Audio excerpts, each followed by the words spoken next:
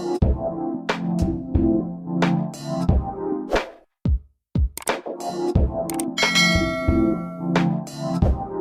everyone, this is D, Movieman, fellow cinephile, popcorn addict, and emerging film critic coming to you with reliable recaps, reviews, and reactions. And today I'm coming to you all with a review for Candyman. Don't say that.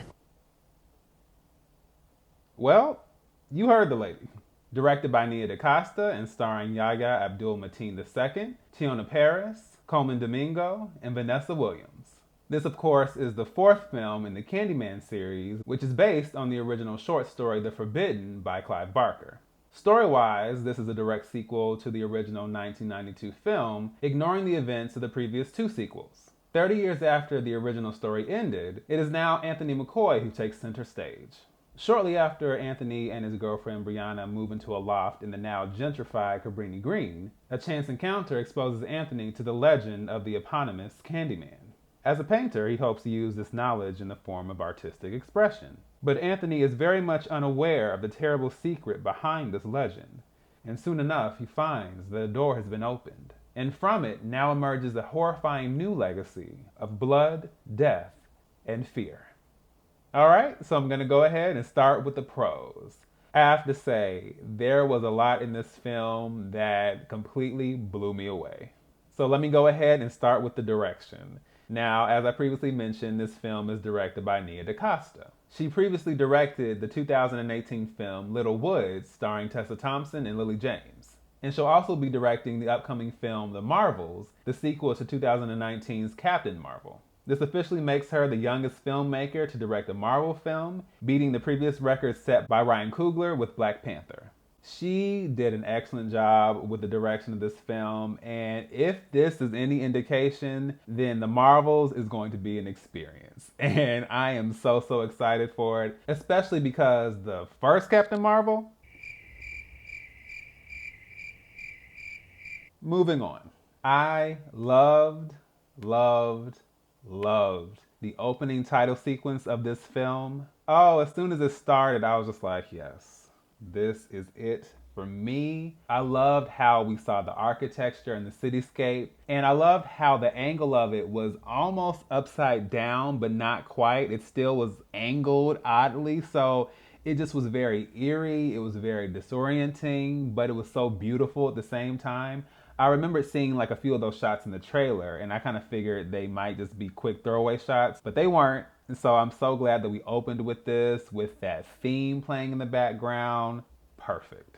That adds on to my next point, which is the fact that this film was shot in Chicago. So for those of you who don't know, I'm originally from the Midwest, and I grew up simultaneously in Chicago, Illinois, and Gary, Indiana. That is home.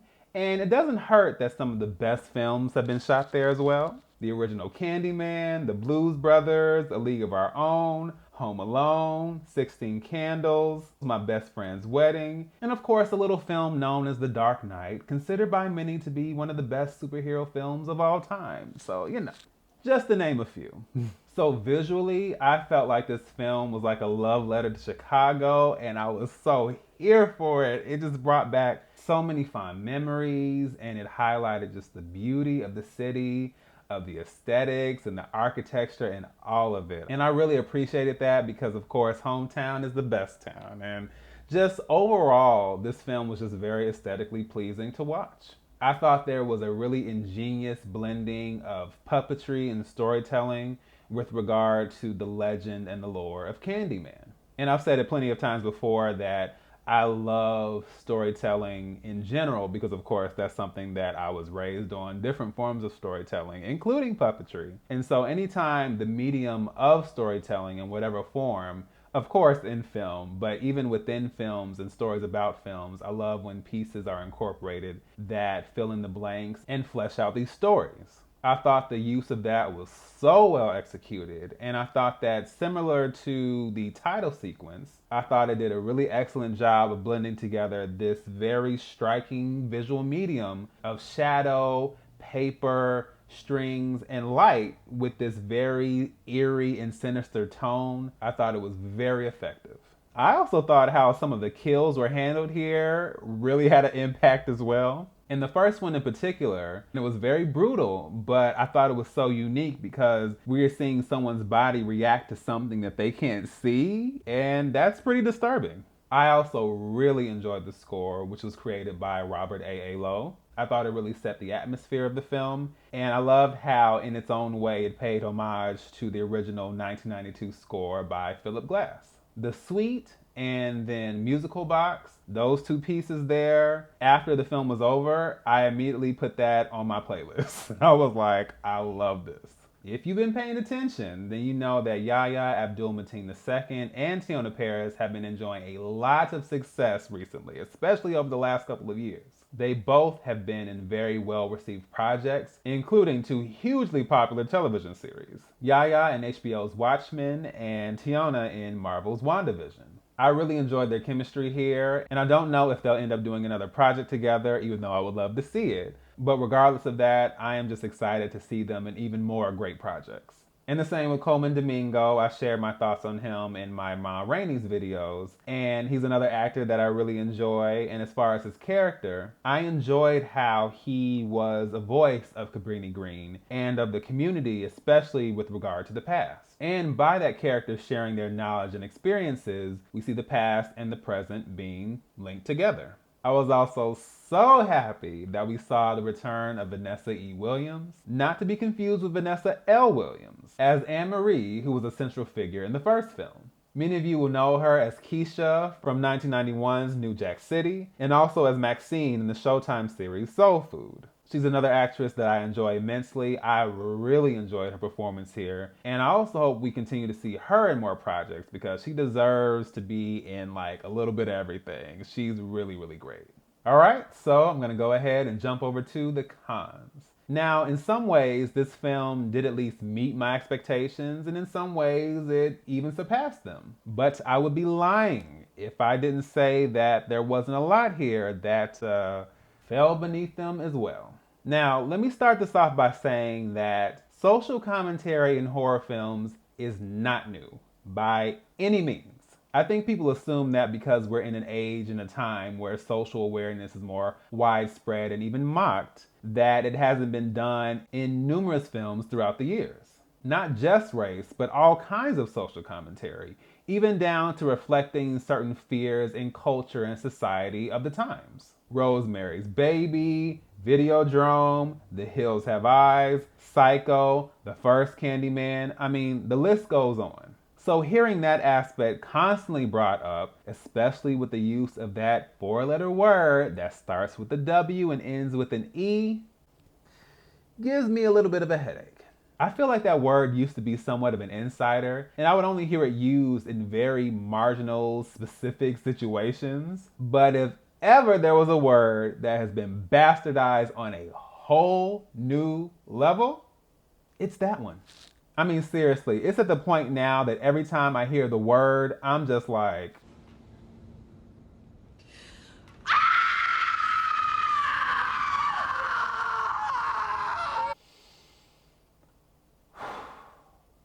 but I digress. But let me just go ahead and say that the difference between those films and this one is that those films knew, and the writers especially, knew how to handle that commentary with nuance and subtlety. And nuance and subtlety doesn't mean making it palatable for certain audiences or burying it to make them comfortable. Because you have certain people that no matter what, you'll be like, oh my gosh, politics, I don't like it, what's going on, oh my gosh. So no, the whole nuance and subtlety piece is not about them. However, it is about laying the groundwork and trusting your audience to make the connection. And it is very clear that the writers did not trust the audience at all. When I tell you the social commentary in this had all the subtlety of a sledgehammer, that's not an understatement. Now, personally, I thought the idea of expanding on the concept of Candyman as the whole hive, I thought it was a great idea. I mean, think about it. A hive is made up of many moving parts. And even if you look at Candyman's background, it would make sense that we would take the opportunity to link that concept with the many atrocities throughout history of Black brutalization at the hands of the white community. I get it. I especially loved how that was shown in the final credit sequence. And that actually was another con in and of itself, because I felt like that was not a scene that should have been left for people to ignore as they're on their way out the door. I definitely think that whole sequence should have been the final shots of the film, because I think it would have really made a huge impact and really brought the whole idea of what Candyman is and what he represents. I think it would have really brought that full circle. But the problem is that the writing and the structure of the story did not do that message any justice. Now, I understand, I can see from both sides the fact that that's even an aspect of this film. And it's hard because that's something that existed in the original film, not like this, but it's there. So I don't think it's a bad idea to expand on it. But I think the way you link it to today, I don't know how I feel about that. I get it, but was it entirely necessary? Don't think so. Now, the screenplay was written by Nia DaCosta, Jordan Peele, and Wynn Rosenfield, which isn't surprising because I think that this was a case of too many cooks in the kitchen. I don't know who wrote what specifically, so I can't put it on any one person, but I think that we should have had, if not one, then maybe two, but three, no, because it was clear the contrasting and conflicting ideas in this film. It was very apparent.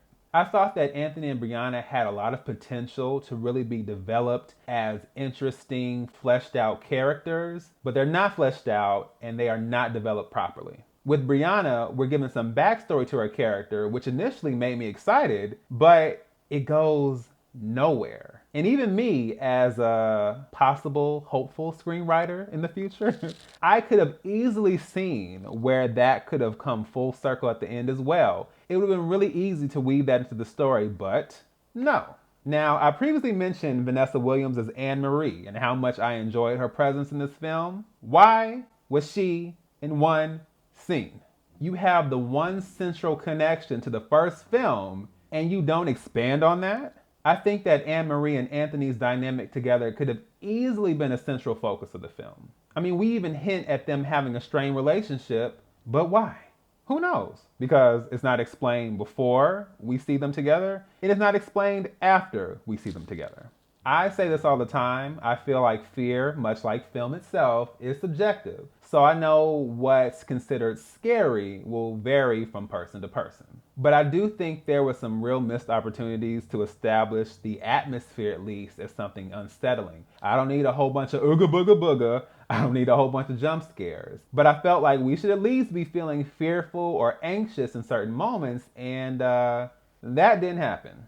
And even when it comes to the whole piece of showing Candyman, I understand that is a little bit complicated because of the time that has passed between the first film and this. So you kind of have to work around that a certain type of way. There are moments here where we are seeing something, I won't spoil what it is, and to me, I feel like a character like Candyman or anything that would represent Candyman, it's all about the subtlety of what makes him scary. It's the bees. It's his voice especially. Oh my gosh, his voice. Like, I remember when the first trailer came out, and the part that I loved the most about the trailer was hearing that voice. I'm the writing on the wall. Be my victim. Listen, that voice says it all. So you don't need that much more than that to really make Candyman effective. I feel like there's this very shadowy, sinister element to Candyman, this stealthy aspect to him even. And I felt like what we saw here was the opposite of that. Take, for example, Jaws and Alien. What really makes those films so suspenseful and so scary is the fact that you are barely seeing the main antagonists of those films.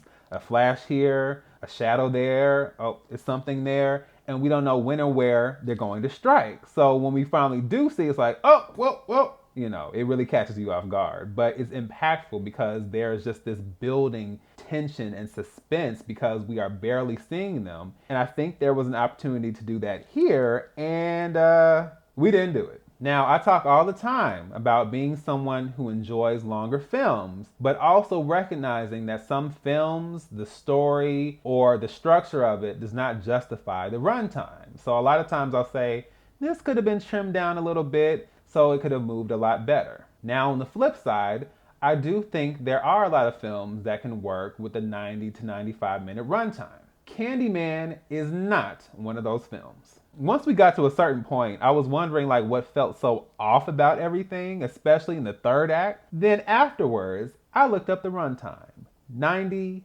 minutes. I was like, oh, there it is. So clearly somebody said, you know what? Let's just rush the whole third act. Never mind if it makes sense. Never mind this random plot twist with no build-up and no full circle story arc. We need to wrap this up. What was it Julia Roberts said in Pretty Woman? Big mistake. Big. Huge. And if any of you have seen the trailer, then you know that there are clearly scenes that were left on the cutting room floor. Why? Does anyone know? Anybody? Anybody? I'm pretty sure that once this film hit the 90-minute mark, everyone in the theater was not going to go, oh my gosh, I gotta go. This is taking too long to get to the point. No, when you're invested, you're invested. So you mean to tell me this could have been extended by at least 15 to 20 minutes? No. So I'm going to go ahead and give Candyman a C-. I have to say, I was really rooting for this film, but I also have to be honest and say that overall, it didn't really hit the mark. And I still will say, even with all of its flaws, watching it, especially in the theater, it was a great experience. But the ending and then walking away from it, once I kind of came down off of the high of the experience, I felt kind of hollow. And what really makes this worse is that this was my must-see film of last year. You know, before the big cinematic massacre that was 2020 happened. So I think it being pushed by a year, working through all the disappointment and building the hype back up, only to go and see it and have this be the outcome? Nah. Yet and still, I'm really happy and pleased that I had the opportunity to support all the talented Black people in this cast and crew. I'm also glad to hear that this film was #1 at the box office, which makes Nia DaCosta the first Black female director to accomplish that. Now, I think that is both a good thing and a bad thing considering we are in 2021, but I digress.